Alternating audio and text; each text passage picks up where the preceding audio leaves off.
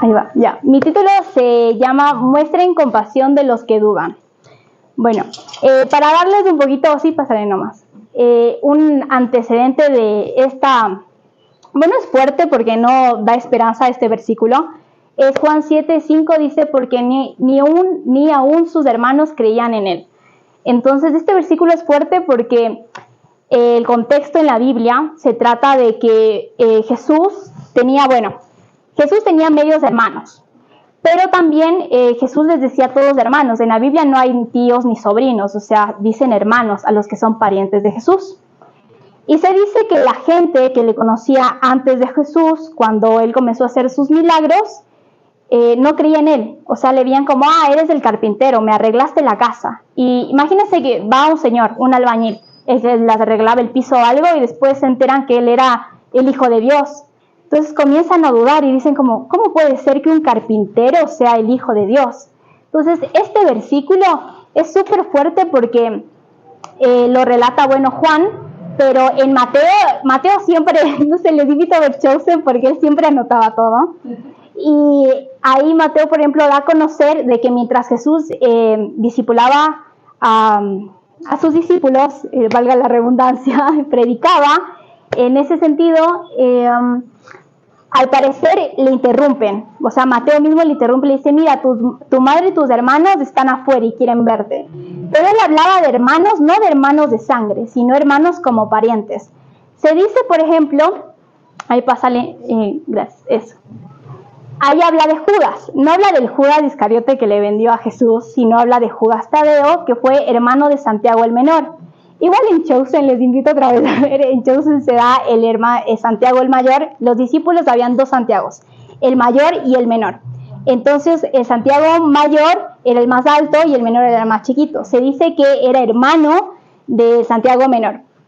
Entonces en este contexto, que es súper fuerte, es porque Judas Tadeo, que no era Judas el Iscariote, ese es otro, él dudaba, él no era creyente y él decía que es una falacia todo lo que él está predicando, porque él compartió el mismo plato que él compartió el mismo juguete y nunca hizo un milagro. Entonces, o sea, ¿cómo puede ser eso? Entonces Judas Tadeo, quien era pariente en sí de Jesús, no su hermano, era hermano de Santiago, él dudaba mucho, mucho, mucho. Y aquí voy a hablar también de Judas Iscariote porque me parece muy interesante.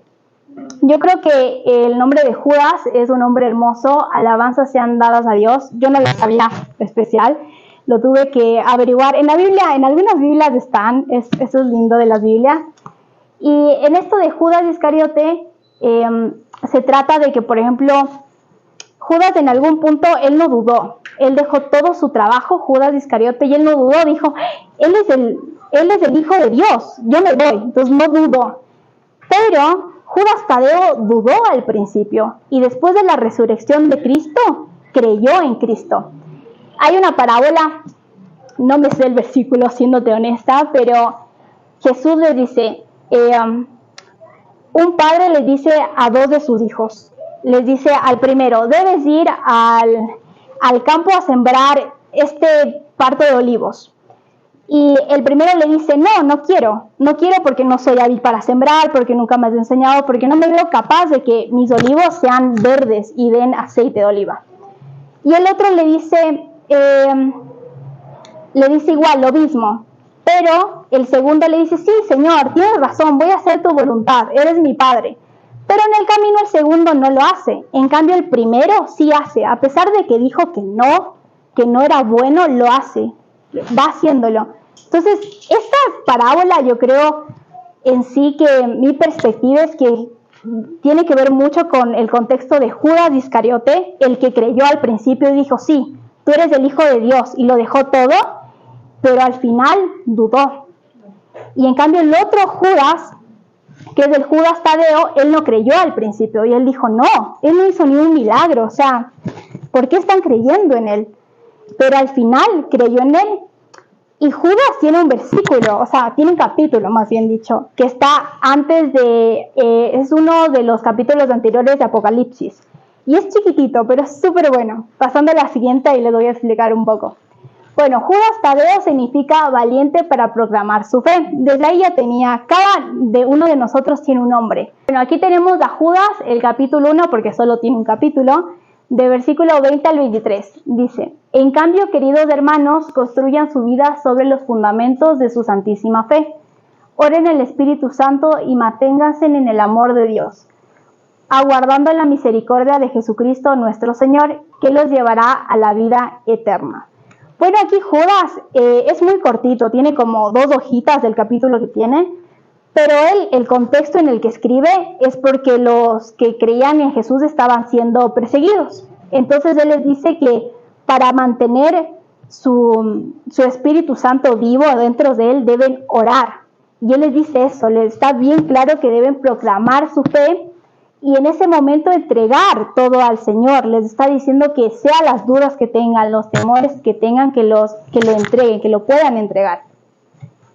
Y acá dice: muestren compasión con los que dudan, a unos los salvarán arrancándolos del fuego eterno.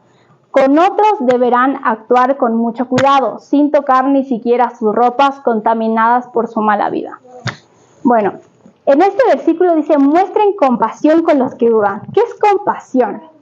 La compasión es una palabra que se denota cuando uno comprende lo que está sintiendo. Entonces Dios comprende las dudas que tienes, Dios comprende los temores que tienes. Pero ahí dice, Él te da esto, ¿no? Yo comprendo tu duda, yo comprendo tu temor, pero al mismo tiempo yo no puedo dejar que tu duda se plante y crezca algo de ella, porque yo no puedo hacer nada con eso.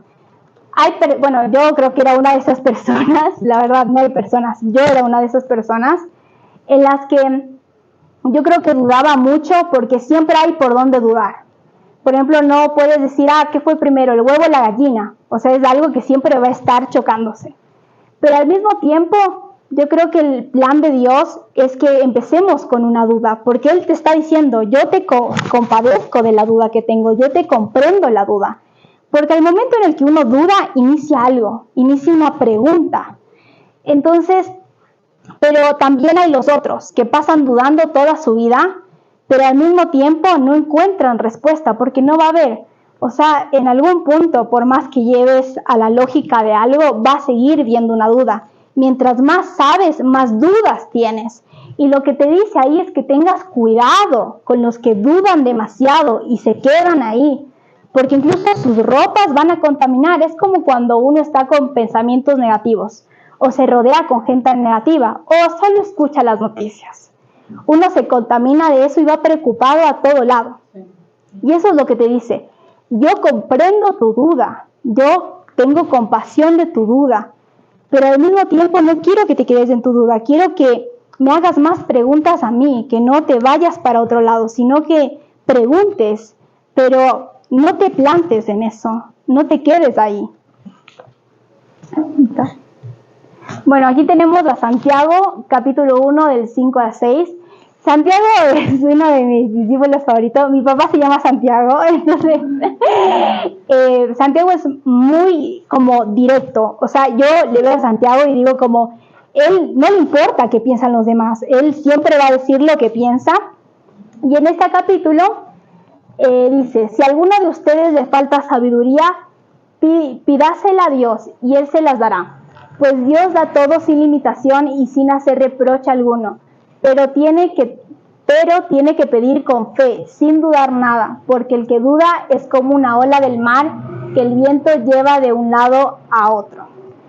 Entonces Santiago acá nos está dando la clave. Él no dice, él no tacha, bueno, no duden, no quiero que duden, sino él les dice, bueno, o sea, en algún punto, si están dudando, ya están dudando sobre algo, lo primero que deben hacer es orar para quitar esta duda que tienen.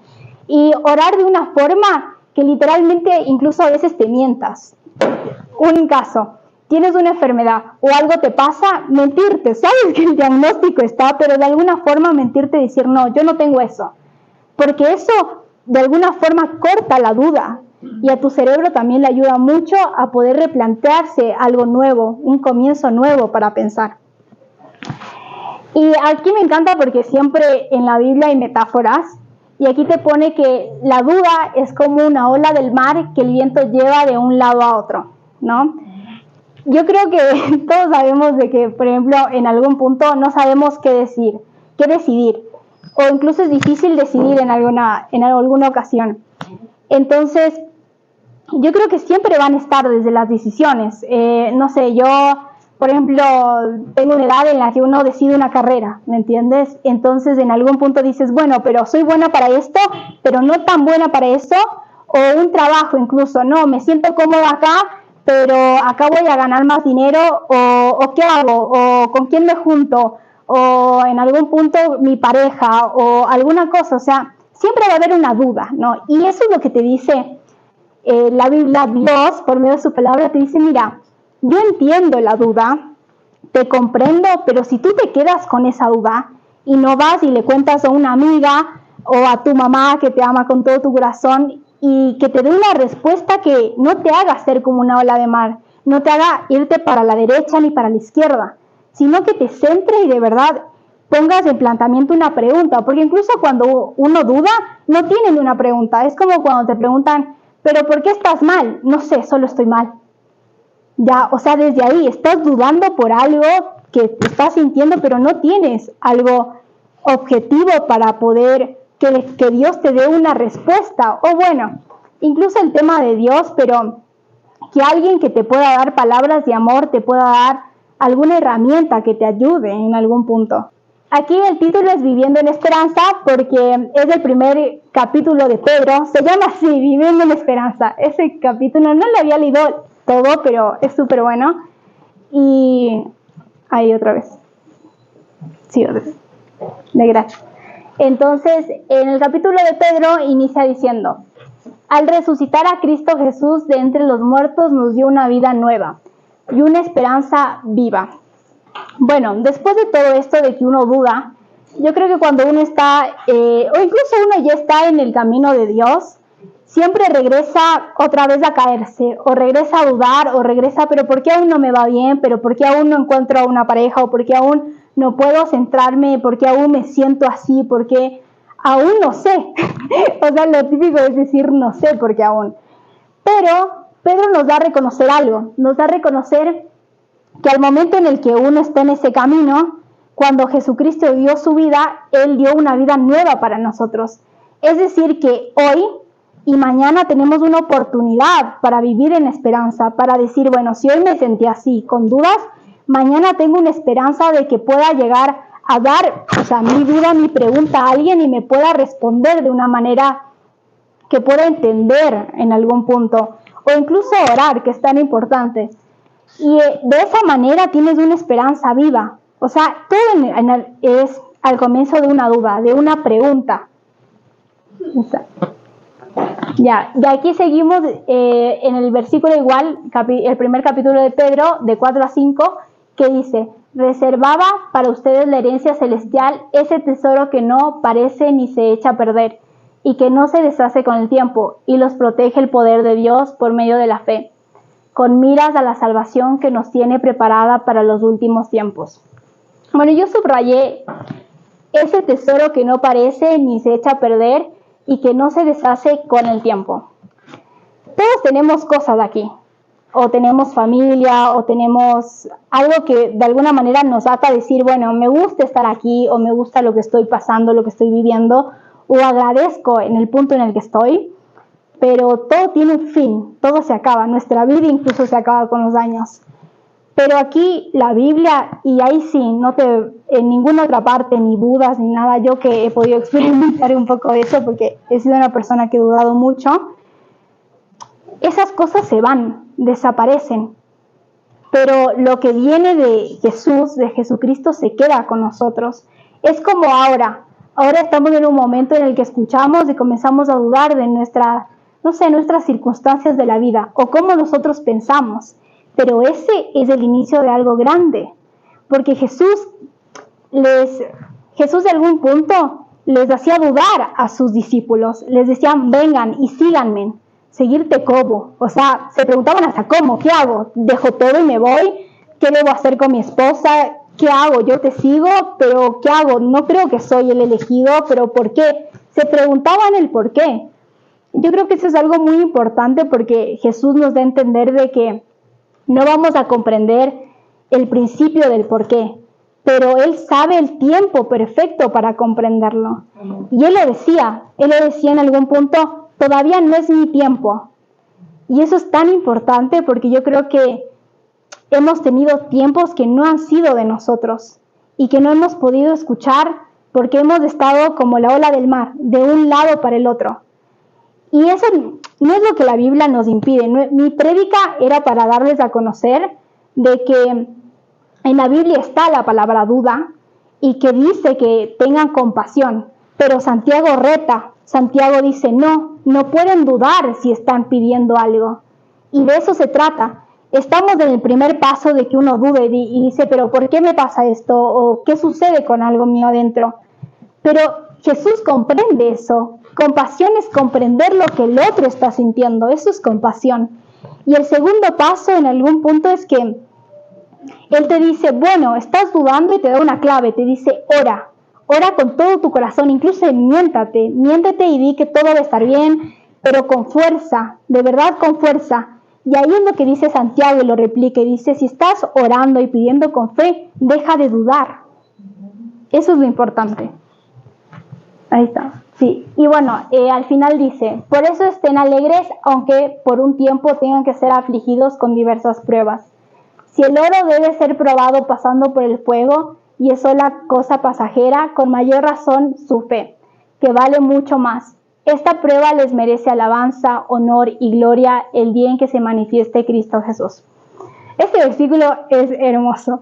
En la Biblia hay un montón de capítulos y yo creo que en algún punto llegar a leerlo todo sería maravilloso, pero cada vez que lees algo en específico, por ejemplo, esto de si el oro debe ser probado pasando por el fuego y eso es la cosa pasajera, con mayor razón su fe que vale mucho más. El oro debe ser pasado por fuego. No sé si han intentado pasar como el dedito por el fuego, así, entonces de esa manera yo creo que en algún punto uno no está dudando, bueno, alguien dijo que no te vas a quemar, lo pasa rápido, ¿verdad? Entonces, esto es tan importante porque aquí está diciendo Pedro, y Pedro fue uno de los discípulos que más dudaba, y ya posteriormente les voy a contar un versículo, pero él está diciendo que aquí en esta tierra vamos a pasar por aflicciones. En esta tierra, esto es un conocimiento de Caro que me dio a conocer, es que en esta tierra el que reina no es Dios, es el enemigo de Dios, que es el miedo. Entonces, obviamente que en esta tierra vamos a pasar por aflicciones. Pero aquí hay algo importante. Jesús nos dice que está bien, que vamos a pasar por esos momentos diversos, pero es una prueba. Pero en esas pruebas que, bueno, a mí me pasaba oír prueba y yo pensaba mucho en yo no quiero tener eso. Entonces yo me alejo porque yo no quiero ser probado, ¿no? Pero te das cuenta que estando con Jesús, estando sin Jesús, te pasan pruebas. Porque el mundo es el mundo y el mundo no reina Jesucristo. Reina el enemigo, reina el miedo. ¿Y qué te dice aquí Pedro? Te dice, si el oro debe ser pasado por fuego, su fe igual debe ser pasado por fuego. Pero no es porque Dios lo manda así, sino es porque en algún punto estamos por medio de un contexto muy largo desde el Edén, decidimos pasar por fuego. Pero yo creo hay un versículo hermoso de Pedro igual, que Pedro da a conocer que en nuestra debilidad se glorifica a Dios. Y eso es muy importante, porque yo creo que cuando uno está bien, no piensa mucho en qué va a pasar después. Pero siempre va a haber momentos en los que uno se siente vacío, mal, y ahí uno piensa como, bueno, pero ¿por qué me siento así? Si ya me estaba yendo bien. Y ahí es cuando uno entiende que nuestra debilidad tenemos comunicación con Él. Es cuando uno necesita hablar con alguien cercano que sabe que esa persona le va a dar ánimo.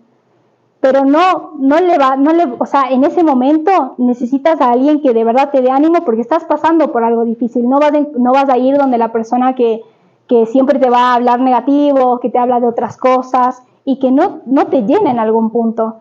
Y es muy importante eso. Cuando estén pasando por situaciones de aflicciones, es porque Dios está mostrando ante ustedes que Él quiere estar en un camino más junto con ustedes y que Él quiere saber si nosotros estamos dispuestos de elegirlo a Él, de elegir la respuesta, porque si no está bien, si no lo elegimos igual vamos a tener problemas, pero es muy diferente porque cuando lo elegimos a Él, sabemos que estamos pasando por fuego, pero que hay alguien que está viéndonos y está asegurándose de que como el dedo no nos quememos.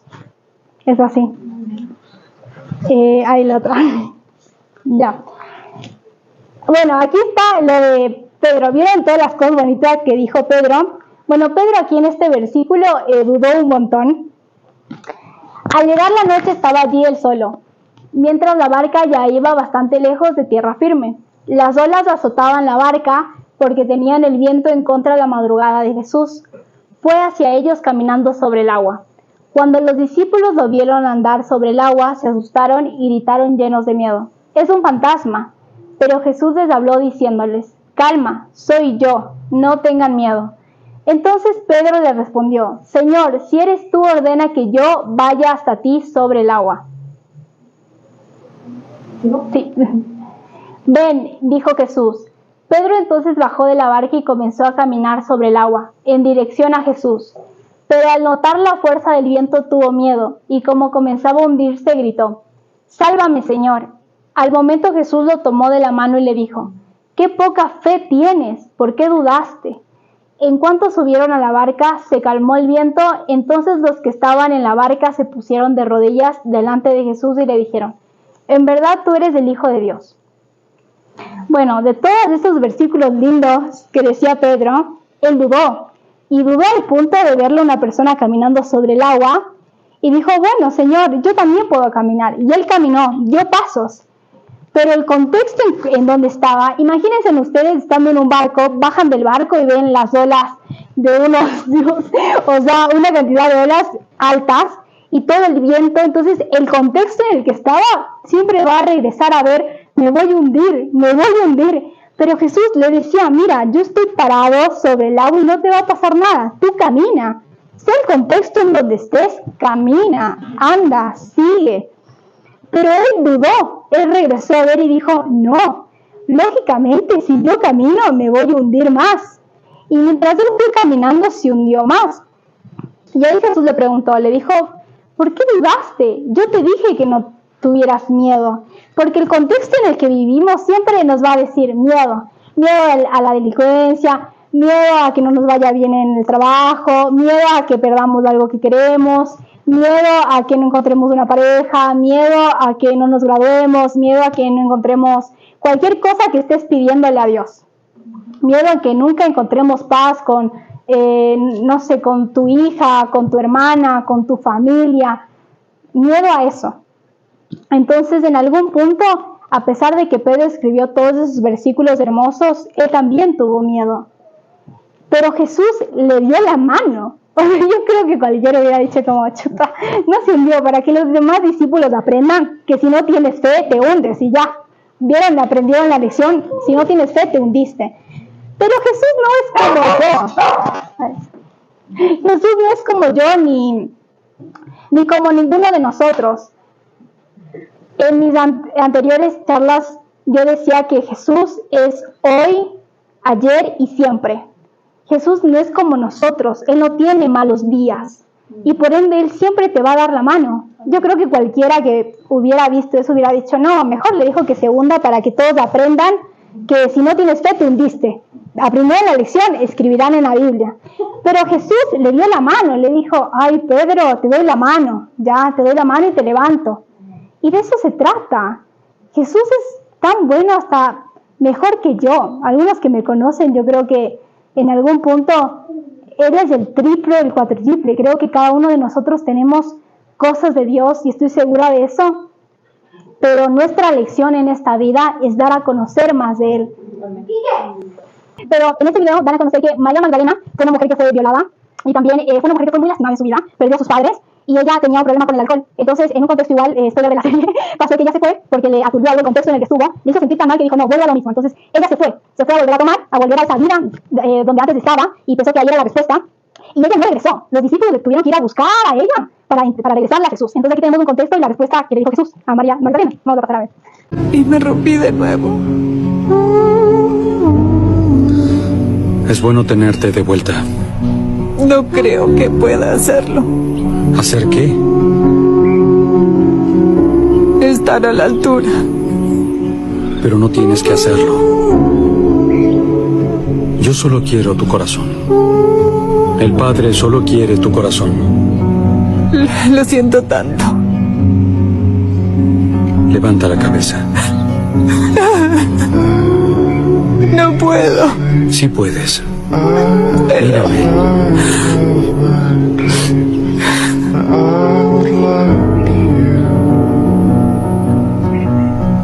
Yo te perdono. Bien. Ay, se cayó mi foto. Perdón. A ver, bueno, el video es muy lindo porque yo creo que en algún punto él le dice, no va a ser la primera vez que te encuentre acá, otra vez diciéndome que me remidas y que me perdones.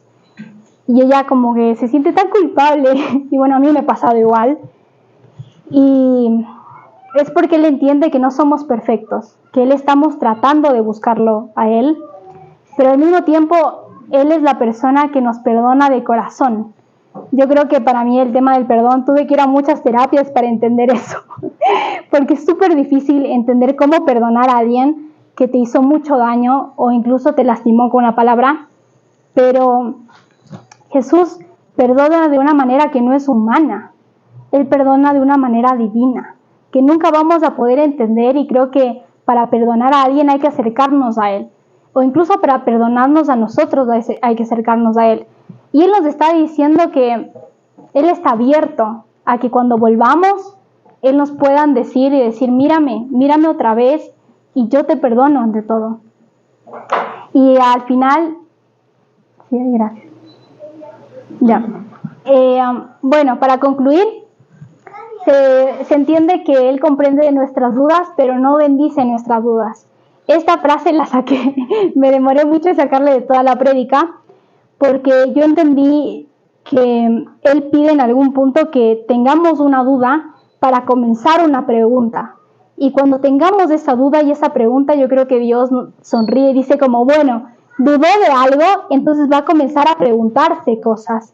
Pero yo no puedo bendecir esas dudas, porque si yo bendigo esas dudas es como la ola del mar, que no se puede ir ni para la derecha, ni para la izquierda, ni para atrás, ni para adelante.